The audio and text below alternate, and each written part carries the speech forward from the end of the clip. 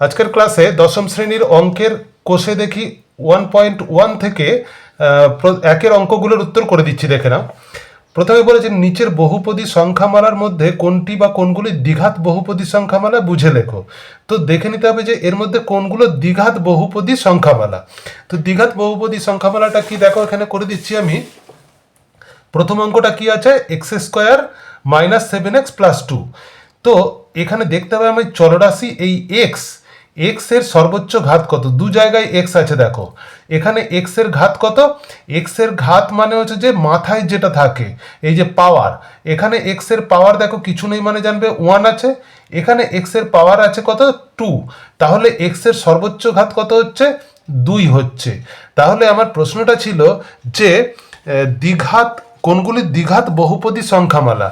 তাহলে এই সংখ্যামালাটা, এটা একটা সংখ্যামালা, এই সংখ্যামালাটা অতএব আমরা লিখব সংখ্যামালাটি দ্বিঘাত বহুপদী সংখ্যামালা। দ্বিঘাত বহুপদী সংখ্যামালা কেন বলছি, তার কারণ হচ্ছে যে এই যে দ্বিঘাত মানে ঘাত 2 পেয়ে গেছি আমরা, সর্বোচ্চ ঘাত 2 পেয়ে গেছি, তাই এটা হবে দ্বিঘাত বহুপদী সংখ্যামালা, একেরটা হবে। এইবার 2 নম্বর অঙ্ক কি বলা আছে, 2 নম্বরে বলা আছে দেখবে যে 7x⁵ মাইনাস এক্স ব্র্যাকেটের মধ্যে এক্স প্লাস 2, এই অঙ্কটা, এইটা এবার দ্বিঘাত বহুপদী সংখ্যামালা কিনা দেখব।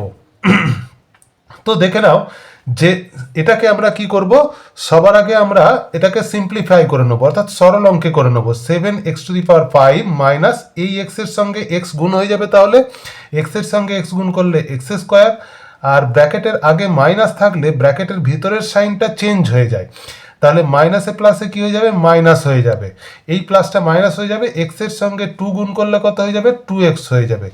তাহলে এখান থেকে আমরা এক্স এর সর্বোচ্চ ঘাত, সবসময় সর্বোচ্চ ঘাতটা বার করে নিতে হবে। সর্বোচ্চ ঘাত কত পেলাম না, দেখো এখানে এক্স এর ঘাত আছে 2, এটাই এক্স এর ঘাত আছে, ও কিছু নেই মানে 1 আছে, আর এখানে এক্স এর ঘাত আছে কত 5, তাহলে সর্বোচ্চ ঘাত কত পেয়েছি, 5 পেয়েছি।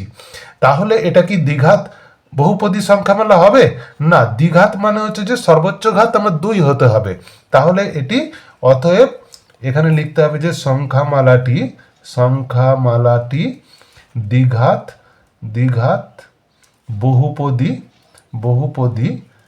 নয়, দ্বিঘাত বহুপদী সংখ্যামালা নয়, এটা লিখতে হবে।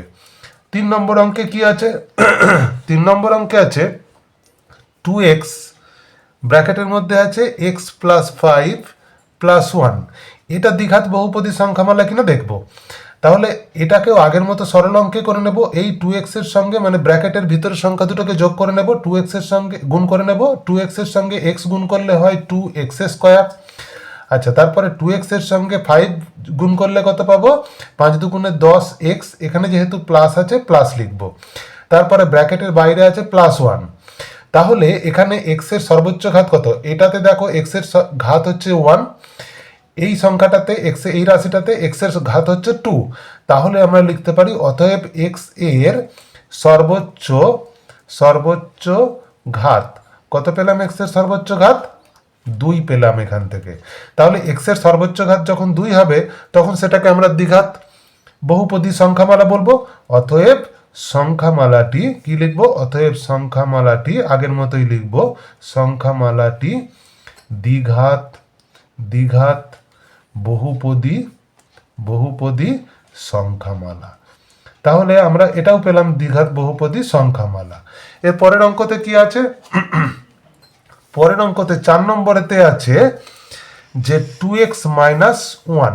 দেখো 2x মাইনাস 1, এক্স এখানে একটা জায়গাতেই আছে, তাহলে এক্স এর অতএব এক্স এর সর্বোচ্চ ঘাত কত, এক্স এর সর্বোচ্চ ঘাত কত হচ্ছে না, এক্স এর ঘাত মানে এক্স এর মাথায় কিছু না থাকলে সেটাকে আমরা কত ধরে নেব, 1 ধরে নেব। তাহলে এক্স এর সর্বোচ্চ ঘাত 1, তাহলে এটাকে কি দ্বিঘাত বহুপদী সংখ্যামালা বলবো না। অতএব এটি দ্বিঘাত বহুপদী সংখ্যামালা নয়। তাই তো, খুব ইজি ব্যাপার। 4টে অঙ্কই করে দিলাম, এরপরে 2 নম্বরের অঙ্কগুলো নেক্সট ভিডিওতে তোমাদের করে দিচ্ছি।